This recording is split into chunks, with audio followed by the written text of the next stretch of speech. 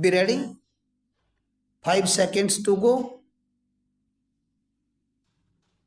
Start. The appellant married the daughter of respondent number 1 as per the Islamic rites and customs. Stop.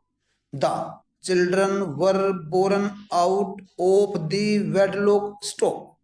Appellant's wife died after 13 years of marriage and within a year he married again. Stop. Respondent number 1 maternal grandfather. Respondent numbers 2, 3 and 4 maternal aunt and uncles of the minor children, girl aged 13 years and boy aged 5 years, initiated proceedings under section 7, 9 and 17 of the Guardian and Wards Act 1894 appointment as guardians. Stop. They also filed application under section 12 of the Act praying for interim protection of the persons and properties of the minor children and also for an injunction restraining the appellant from interfering or disturbing the custody of the minor children. Family court passed an interim order restraining the appellant from interfering with the custody of the children with the respondent. Stop.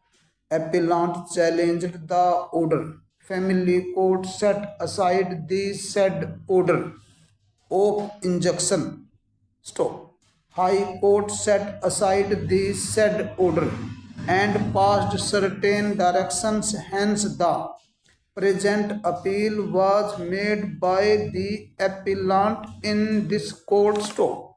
Sections 12 of the Guardian and Wards Act 1980 empowers court to make such order for the temporary custody and protection of the person or property of the minor as it thinks proper. Stop. In matters of custody, welfare of the children is the sole and single yardstick by which the court shall assess the comparative welfare of the children is the sole and single yardstick by which the court shall assess the comparative merit of the parties contending for custody. Therefore, while deciding the question of interim custody, the court must be guided by the welfare of the children, since it empowers the court to make order as it deems proper. Stop.